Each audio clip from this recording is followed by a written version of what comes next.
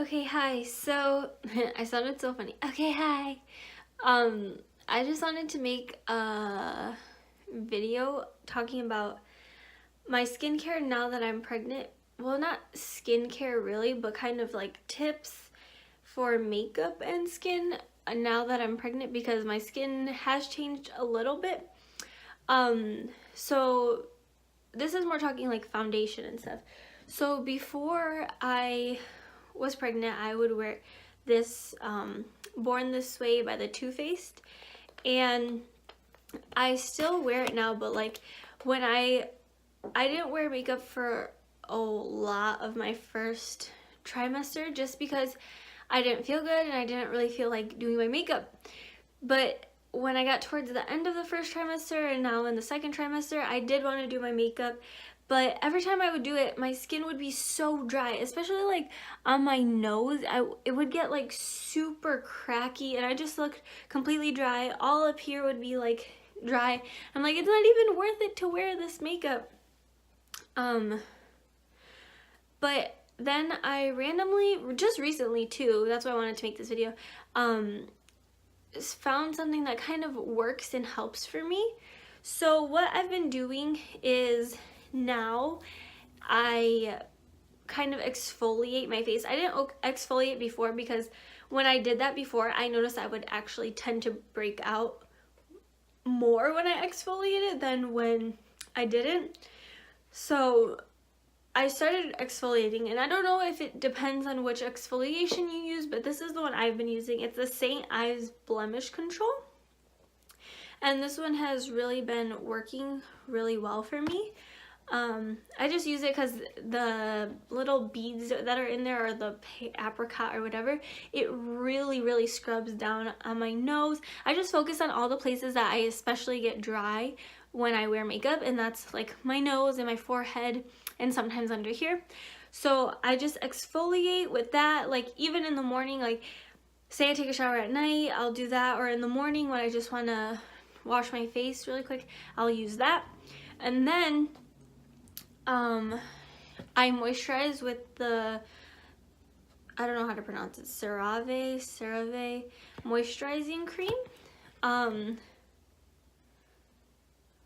This is like not a specific one. I think this is just the original one, but I use this. I heard that it makes your face, like your skin, reliant on the product, like that it works. It does work really good to moisturize, but I read that it makes your skin very dependent on it, but I'm not so sure. I haven't really noticed anything like that, but that's the one I use it because it is really moisturizing. And then this is also something I changed. Before, when I would do my foundation, I wouldn't wear primer because when I wore primer, it made my skin feel kind of gross, and I didn't like the way that the makeup looked with the primer underneath it.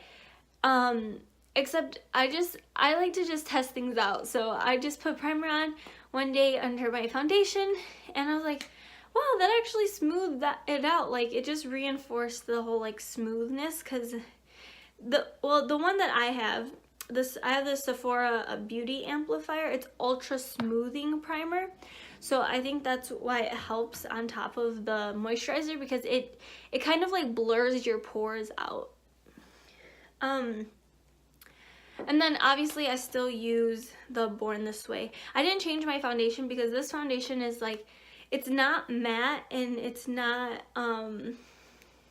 dewy. It's a good middle, and it's a medium to full coverage, and this is like one of the best foundations I've actually had so far.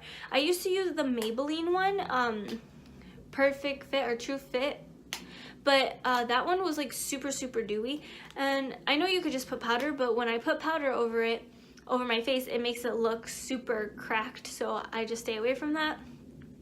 But this one is a good in between if you have like combination skin or whatever. And then this is the key tool as well. Well, these are all my key tools, but a beauty blender. This is dirty because I used it this morning, but it doesn't really matter which one. I have this one, and I know people swear by the Real Techniques beauty blender, but like for me it doesn't really matter. But I use a beauty blender because I can softly put the foundation on there, and it doesn't like, it's not rough on my skin because I have control of it, versus a brush. When I used a brush, it kind of left streaks on my face, even no matter how hard I tried to blend it. And I noticed that the areas that were dry, like my nose and my forehead, the more I would try to brush it to blend it in, the more it would rub on my skin and make it kind of peel and flaky. And that's the same thing. I also had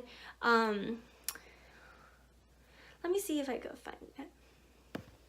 Hold on. Okay, so I was also using one of these because they're really soft.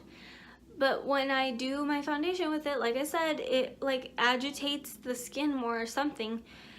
And so that's why I do not use any brushes besides the Beauty Blender. So that's just kind of like what I've discovered about my dry skin now that I'm pregnant. And I just randomly found that it works for me, so hopefully it can work for you if you're having that problem. But other than that, that's pretty much it. It's pretty simple. And then obviously I just do the rest of my makeup like regular. So yeah, I hope this helped and that you enjoyed it. And hopefully I can make more videos that can help. And I'm obviously going to make more updates and hopefully some other videos with Carlos in them as well. Alright, bye.